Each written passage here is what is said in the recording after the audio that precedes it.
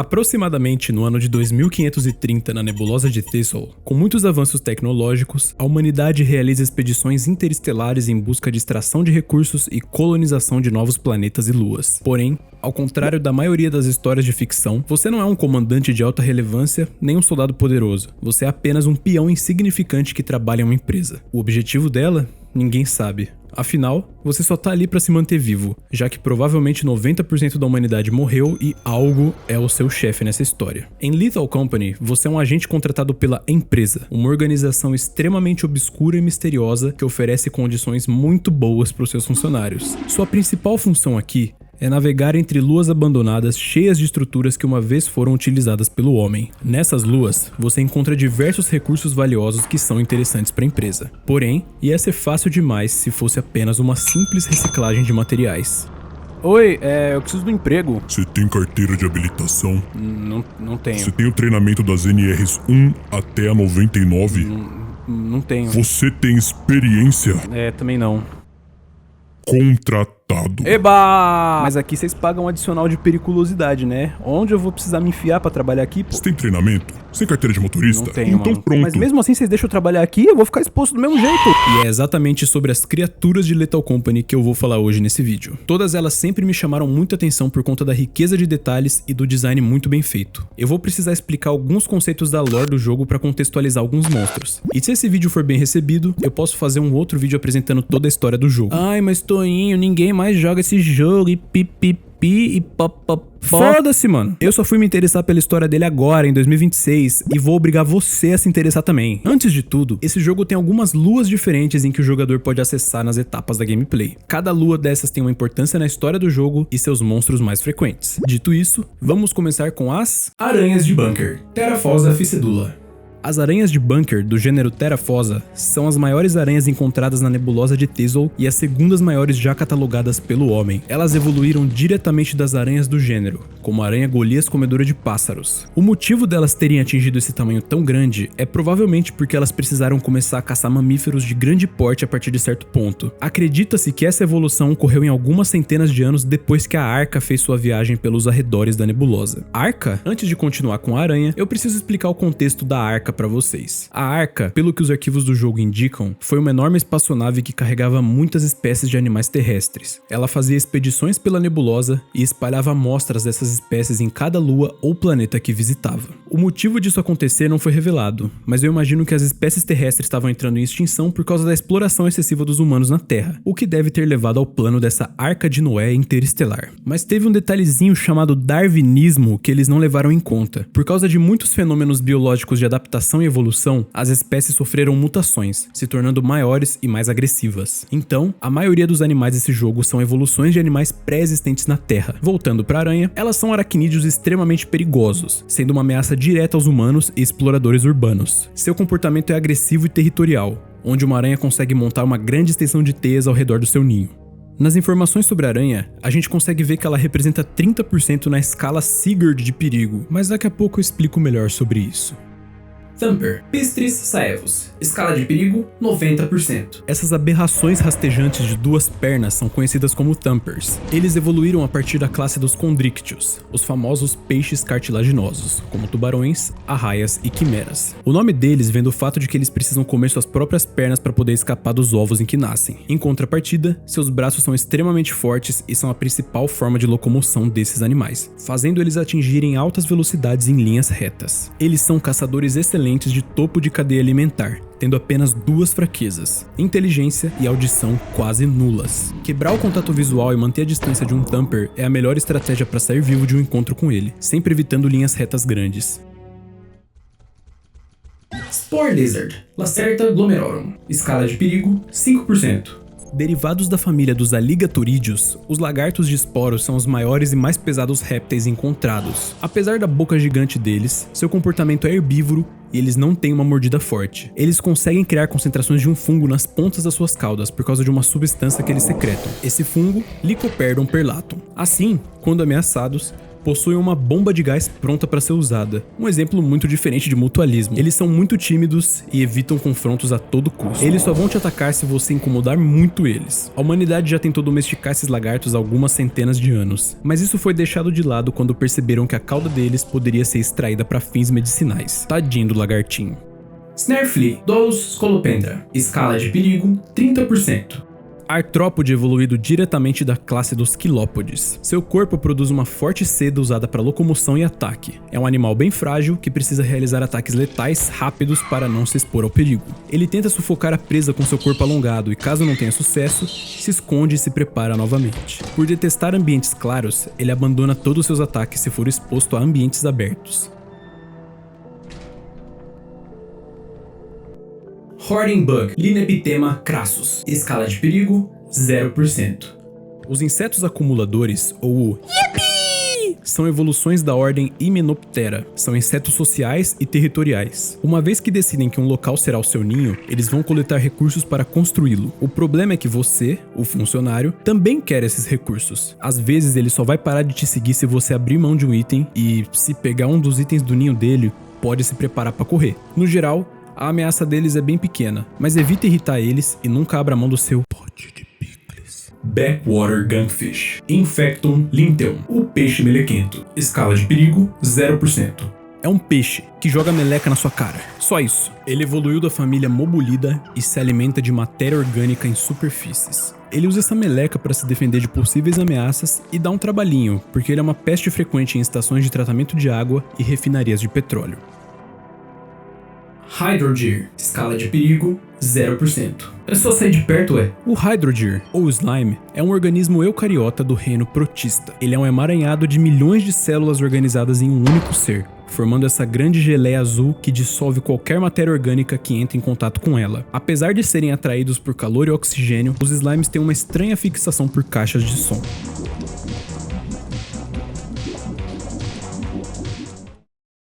Eu encontrei esse bebezinho durante a minha expedição. Ele ficou me seguindo e eu até carreguei ele no colo. Mas foi no momento que aconteceu um barulho muito alto que ele saiu correndo e começou a chorar. Eu tentei encontrar meu amiguinho, mas o choro dele foi ficando cada vez mais grotesco, com sons de membros se distorcendo e alguma meleca caindo no chão. Ele não fugiu para chorar. Ele fugiu para se preparar. O que eu achei que eram lágrimas, na verdade era o seu combustível para a mutação.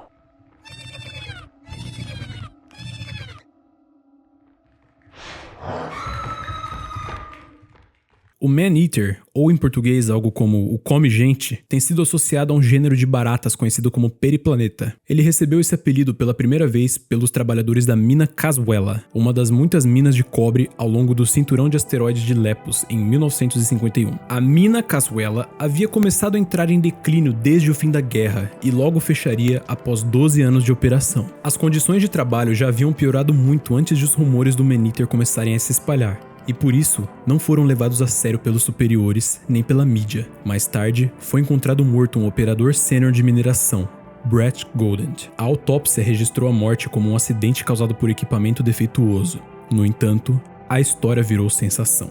E o Man-Eater tornou-se um mito famoso até 6 anos depois, quando foi registrado pela primeira vez na expedição à caverna Deep 57, liderada por Simon Goldent, com o objetivo de esclarecer o mistério da morte do seu pai. E isso foi uma revelação para o mundo científico, já que hoje ele é considerado a maior espécie troglóbita. Considerava-se impossível a existência de uma criatura desse tamanho confinada em cavernas subterrâneas. Simon Goldent, que havia tentado desmentir o mito, descreveu sua descoberta como traumática. Acredita-se que a Periplaneta Clamorus se alimenta principalmente de detritos vegetais e carcaças de animais, ambos transportados para dentro das cavernas pela água corrente. Parece que ela nunca desenvolveu o medo instintivo de predadores maiores enquanto vive no subsolo. Assim, na fase larval, ela pode ficar fascinada ou indiferente à presença humana. No entanto, elas podem reagir com medo a ruídos altos ou à visão de sangue e ferimentos. Alguns pesquisadores observaram que as larvas demonstram sinais de solidão. A infelicidade ou o medo parecem agravar os sintomas de crescimento da Periplaneta Clamorus. Sua metamorfose é notavelmente repentina e constitui um fenômeno perigoso de se observar. O sinal mais revelador de que uma larva está prestes a se metamorfosear é a excreção de um líquido ácido espumoso pela mandíbula inferior. Acredita-se que essa substância atua atue como catalisador e seja expelida pelo corpo em grandes quantidades assim que a metamorfose se inicia.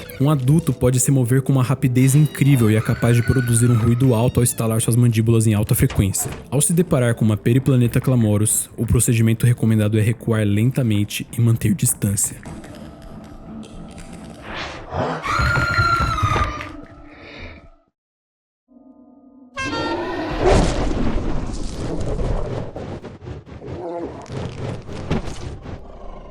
Eyeless Dog, Leocaecus. O cachorro cego, ou leão cego, é um mamífero de grande porte da classe fictícia Sativus. Eles são seres sociais que caçam em matilhas. São facilmente reconhecidos pelo som que fazem ao respirar e por suas bocas gigantes. Por conta da sua falta de visão, os cães sem olhos frequentemente erram o local exato de suas presas, mas isso não os impede de serem totalmente letais. Andar perto demais, falar alto, usar objetos que emitem sons e correr podem dar pistas sobre a sua localização para eles. Earth Leviathan, N gigantes, escala de perigo 2%. O Leviatã terrestre navega por baixo da terra em busca de comida. Ao encontrar uma presa, ele surge debaixo do solo com uma velocidade absurda, se projetando para cima e engolindo o que tiver no caminho. Tirando o fato de que ele evoluiu a partir da família Psycholidae, pouco se sabe sobre ele. Sua capacidade de sentir vibrações é excepcional, portanto ele vai detectar e atacar tudo que estiver se movendo no solo. Se você ouvir esse som e a terra começar a tremer, larga tudo de pesado que você tem e corre.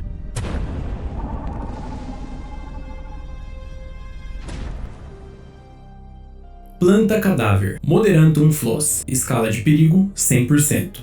As plantas cadáver são arbustos perigosíssimos de rápido crescimento. Elas se proliferam em lugares escuros, fechados e úmidos como cavernas. São conhecidas pelos seus grandes arbustos e flores amarelas. Uma parte do ciclo reprodutivo dessa planta envolve se instalar dentro de um hospedeiro, o que faz dela uma planta parasita. Ao entrar em contato com os esporos da planta cadáver, os anticorpos do sistema imunológico da vítima são desabilitados e os esporos começam a germinar dentro do pulmão do hospedeiro, que se tornará uma flor de cadáver. Resumindo, quanto mais tempo um jogador ficar exposto aos esporos, mais perto ele estará de morrer. Ficar alguns segundos nos esporos não tem problema, já que o jogador pode tomar um banho na nave e limpar todos eles. No estágio moderado, o jogador já não tem mais cura, mas poderá ser controlado. O infectado começa a apresentar flores crescendo em seu corpo. Depois de um tempo, a infecção avançada começa, onde o jogador tem chance de tossir esporos ao falar. Quanto mais alto um jogador falar, mais longe os esporos serão espalhados no ambiente. Nesse estágio, partículas de esporos são visíveis saindo da boca dos funcionários. Na infecção tardia, o funcionário fica em estado febril, com movimento prejudicado e libera esporos toda vez que fala. E na infecção total,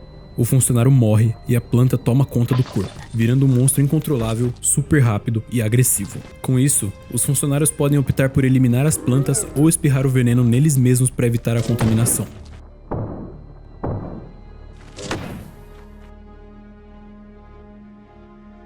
Baboon Hawk, Papio vulturius, escala de perigo 75%.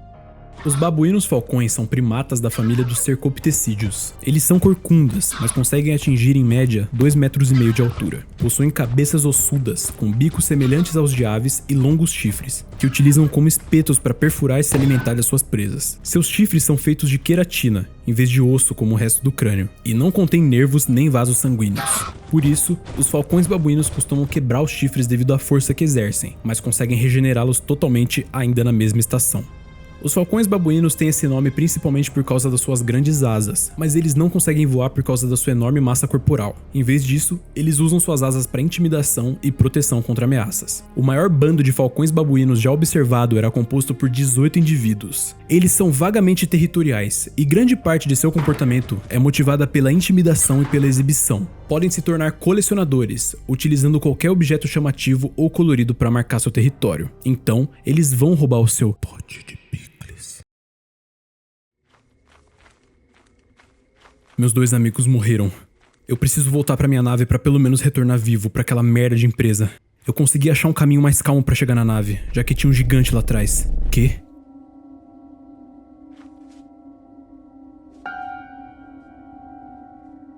O Feopar é um grande mamífero da família Sativus. Normalmente atingem cerca de 1,5 m de altura. De todas as espécies dessa família, são os que mais se assemelham aos felinos ancestrais, embora se diferenciem por conta de suas costas ossudas e pescoços longos. Suas caudas também têm o dobro do comprimento das de outras espécies, o que geralmente se acredita contribuir para suas habilidades aprimoradas de escalada, que eles utilizam quando se sentem ameaçados. Os Feopars são uma descoberta recente exclusiva das Bruxas Verdes, Val, March e Adamance. Observação: estudos recentes indicam que os Feopars ficam um pouco agitados com a cor laranja e com marcas de alta visibilidade.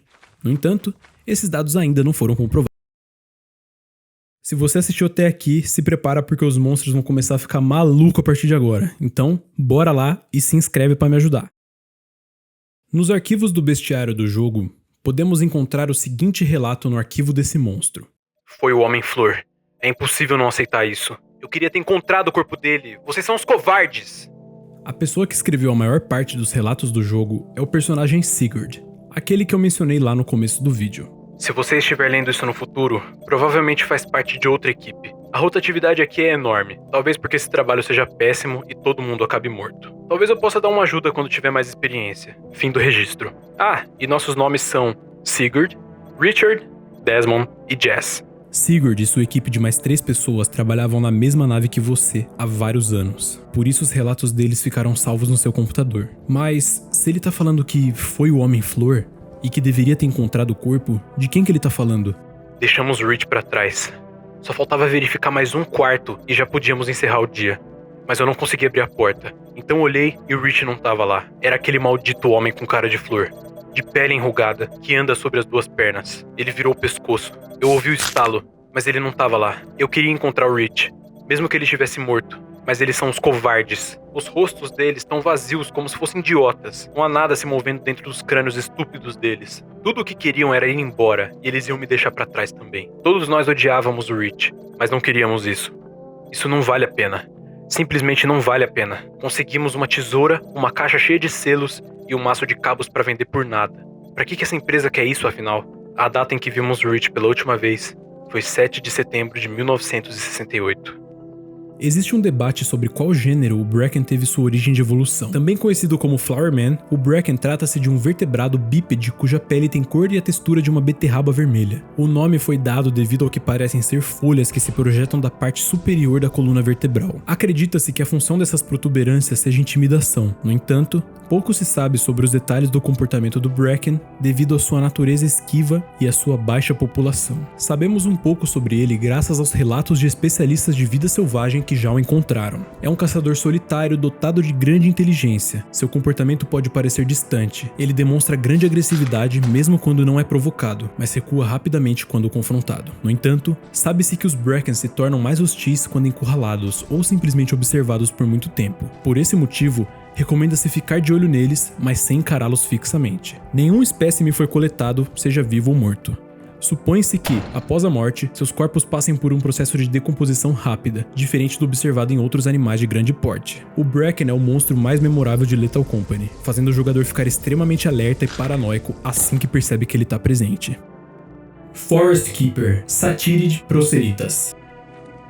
Acredita-se que compartilhem um ancestral comum com o Bracken. Esses gigantes são chamados de guardiões da floresta devido aos biomas que costumam habitar. Seus corpos apresentam marcas na parte dianteira e traseira que imitam olhos. Essa característica é mais útil na juventude, já que não são ágeis nessa fase. Sua pele é um material único e denso que se endurece ainda mais ao longo da vida. As grandes espinhas e protuberâncias espalhadas pelo corpo se formam como um resultado do envelhecimento. Dizem que os guardiões da floresta apresentam um comportamento curioso, semelhante ao de uma criança humana de 5 ou 6 anos. Eles comem qualquer coisa que lhes pareça fascinante. Na verdade, os guardiões da floresta não precisam colocar nada na boca, já que provavelmente sua principal fonte de energia seja um processo semelhante à fotossíntese. Ainda assim, isso os torna relativamente perigosos de se observar. Eles têm visão de longo alcance, e por isso é fundamental manter-se agachado e aproveitar os abrigos naturais. Eles não conseguem entrar em espaços pequenos e, geralmente, não são destrutivos. Por isso, mantenha-se perto de abrigos ou saliências.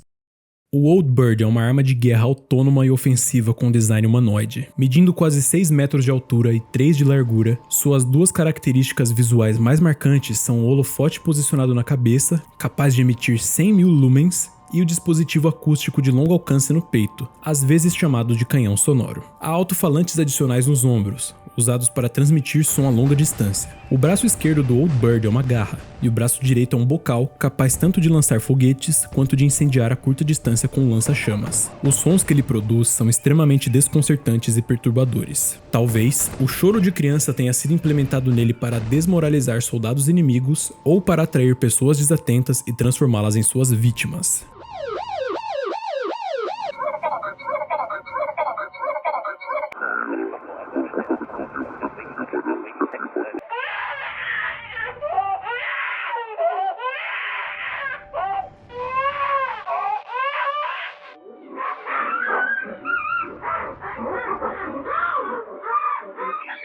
No jogo, podemos encontrar uma sucata que se assemelha muito ao formato do Old Bird. Será que esses robôs eram tão bem vistos para o seu povo a ponto de fazerem brinquedos para crianças? Ao ler os arquivos do jogo, a gente pode descobrir uma parte muito interessante da lore, onde dizem que os Old Birds eram usados como armas extra-orbitais em uma guerra entre dois impérios da década de 2100. Para você ter uma noção, a Arca até classificou a Lua Embrion como condenada, por conter uma concentração muito grande de Old Birds. O que será que aconteceu para tantos Old Birds aparecerem ali? Seria um ponto de interesse da guerra?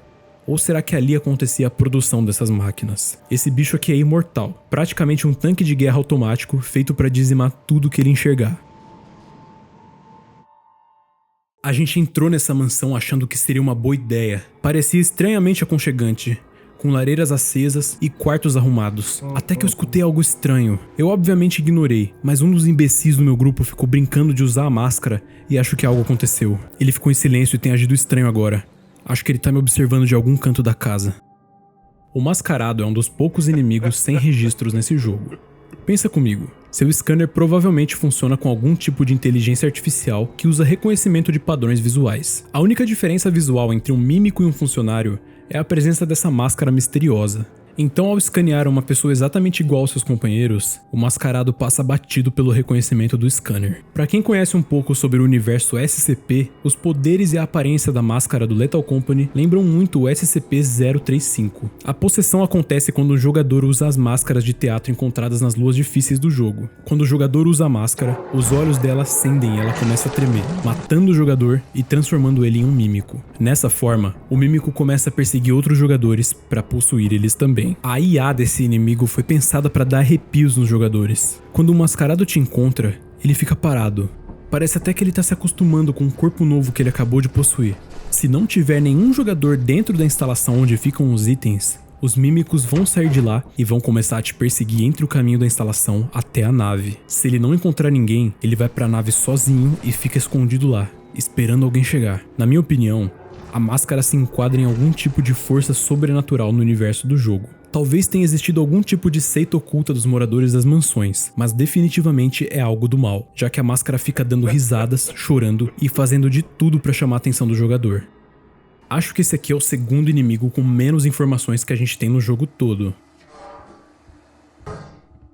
Um boneco de cor roxa com uma tesoura comicamente grande. Ele é bem raro, e você consegue saber quando ele tá perto pelo som que ele faz. Parece até aqueles tambores e trompetes de circo. A principal mecânica dele é que você não consegue enxergar ele até que esteja próximo bastante para você tomar uma tesourada. A velocidade dos pulos dele vai ficando cada vez mais rápida com o passar das horas do dia. E o único registro do barbeiro no terminal é muito estranho. Um poema. Tive um sonho com um barbeiro. Um dia, ele me fez uma peruca, porque suas tesouras eram grandes demais. Só isso. Eu acredito que o Sigurd tenha escrito esse registro num processo avançado da psicose dele, já que a gente consegue perceber nos relatos que ele vai ficando cada vez mais louco ao longo da trajetória dele. Não há nenhum arquivo sobre esse, então estou criando eu mesmo. Continuamos encontrando esses esquisitos fedorentos na mansão. Eles não falam conosco, nem prestam atenção em nós e parecem balões murchos. O cheiro é de carne podre. É tão ruim que deixa o Richard no chinelo. Eu ouço moscas zumbindo dentro dos corpos deles. A Jess disse que viu algo rastejar pra fora da órbita ocular e voltar pra dentro. Não sei o que pensar desse cara. Eles só andam por aí e varrem o chão. Acho que é por isso que a mansão tá sempre limpa. Pelo menos eles fazem o trabalho deles. Mas juro que esses malucos fedorentos ficam me encarando quando não tô olhando. Atualização. Eles perseguiram o Rich com uma faca. Nós não vimos, mas ele diz que, quando entrou no quarto, o mordomo simplesmente pegou a vassoura e começou a varrer como se nada tivesse acontecido. Então, vamos ficar todos juntos daqui em diante. Malditos mordomos. Agora eu tenho que ficar mais perto do Rich. E ele provavelmente se mijou todo. Galera, o Butler, ou mordomo, tem um comportamento muito único. Quando tem mais de um jogador presente, ele fica ali, na dele, varrendo o chãozinho e se comportando. Mas na hora que você fica sozinho, é só questão de tempo até ele se aproveitar da situação e te perseguir. O curioso é que ele limpa o sangue dos jogadores que ele mata. Se você conseguir matar um deles, ele explode como se fosse um balão. Um monte de vespas saem de dentro do corpo dele, como se estivessem controlando a carcaça de seu cadáver por dentro, já que o que sobra do Butler é só a parte externa do corpo. E sobre a história do jogo, existe uma teoria bizarra sobre o Butler envolvendo ele e a lua Dine. Essa lua não possui itens normais, assim como nas outras. Todos os itens dela são partes de corpos mutilados encontrados em grande quantidade nos cômodos da mansão. O que a comunidade acredita é que, em algum surto de matança, os Butlers acabaram com todos os moradores, deixando tantos corpos que até eles tiveram dificuldade de esconder todas as partes.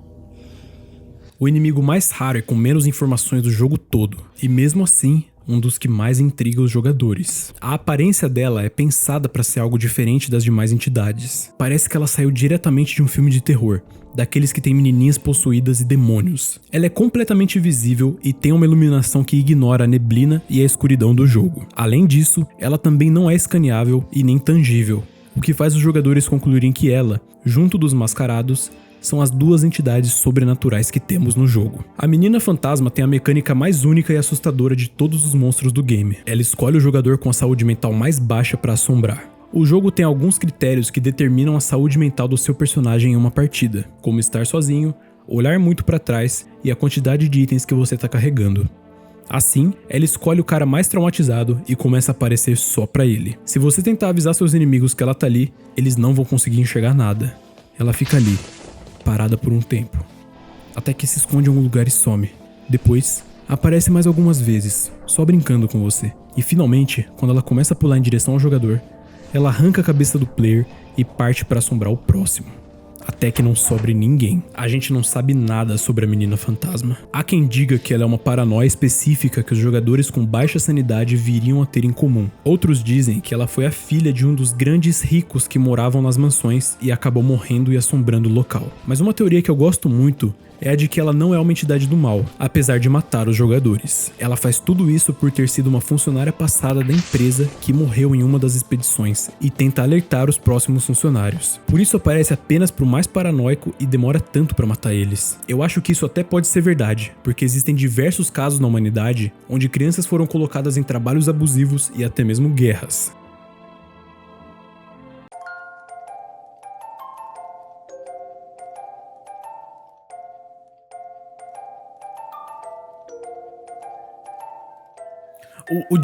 O Jester é um inimigo com aparência esquisita, com pernas e braços humanos e uma caixa de brinquedo. Sendo um dos inimigos mais enigmáticos do jogo, ele tem uma anatomia extremamente esquisita. Essa caixa de brinquedo é daquelas famosas em que você gira uma manivela até que um palhacinho pule. Apesar de sua aparência de brinquedo e da musiquinha, podemos perceber que tem algo errado com as notas fora do tom e a maneira que a tensão vai se construindo ao longo do tempo. Se o Jester te encontrar, ele vai começar a te seguir e depois tocar a música dele, e você precisa sair da instalação o mais rápido possível.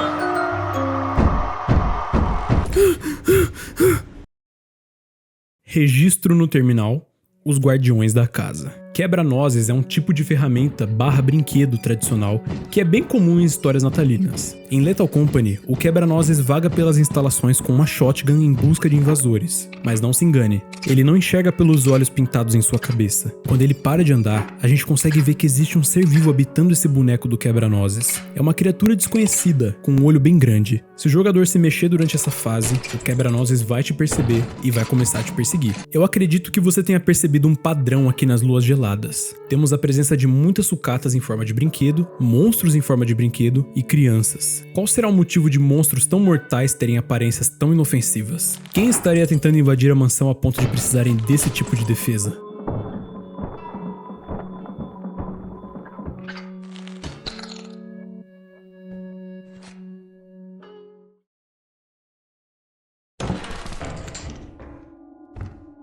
O Cabeça de Mola é importantíssimo para a história desse jogo. Ele tem uma descrição extremamente rica que revela muitas coisas sobre a lore. Ele é um inimigo simples, mas que acaba com a run de muita gente. Ele é extremamente rápido quando não tá sendo observado, mas quando alguém olha para ele, ele para. É assim que você precisa jogar quando tem um Coilhead por perto, e isso atrasa demais a gameplay quando um desses começa a te perseguir. No terminal, os Vircolígeros, ou coloquialmente chamado de Coilheads, são uma descoberta recente e ainda não foram amplamente estudados devido à sua extrema imprevisibilidade e propriedades perigosas. Sabe-se que eles entram em combustão e pegam fogo quando são dissecados ou mesmo desativados, além de apresentarem níveis perigosamente elevados de partículas radioativas. Por esse e outros motivos, especula-se fortemente que tenham sido criados como armas biológicas de guerra, embora isso não tenha sido comprovado. A aparência visual dos Coilheads é a de um manequim ensanguentado com a cabeça conectada por uma mola. Sua característica comportamental marcante é parar quando são observados. No entanto, isso não parece ser uma regra rígida. Quando encontram um barulho alto ou uma luz forte, eles parecem entrar em um longo modo de reinicialização. Basta ficar olhando para eles ou usar uma granada de atordoamento. Então sim, temos mais informações sobre uma guerra, onde os Coilheads eram usados como armas biológicas. Todos esses monstros são muito bem elaborados em todos os aspectos, tanto gameplay, quanto design e até mesmo na história do jogo como um todo. Ainda existem muitos mistérios que eu não mencionei nesse vídeo. Se você assistiu até aqui, considere se inscrever no meu canal e comentar qual é o seu monstro favorito do Lethal Company.